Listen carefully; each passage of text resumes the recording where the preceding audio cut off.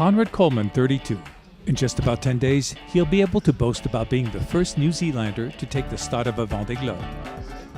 My whole life, I've had this wish to see what I'm capable of doing, not only on a sports level, but also personally. See if I'm capable of starting a project, an enterprise, become an entrepreneur, from a mechanical point of view, but also on a sports level, on all these elements.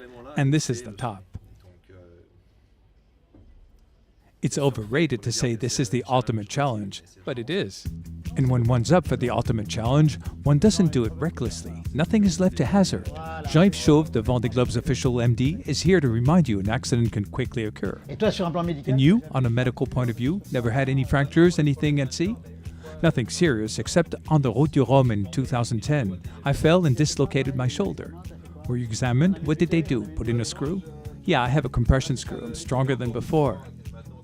Each solitaire is due to take along an emergency kit, which would allow him to cope with the maximum of situations. In the process, this is how I do it. You call me, we discuss, I tell you, okay, that's what I think it is. That's it. Then I send you an email where I tell you what I think you have, along with the treatment you should take. It's always in writing. Boats that go faster than ever, shocks that are harder and harder. The biggest risk is of traumatic order. For example, there's a huge gap between the two sides of this boat.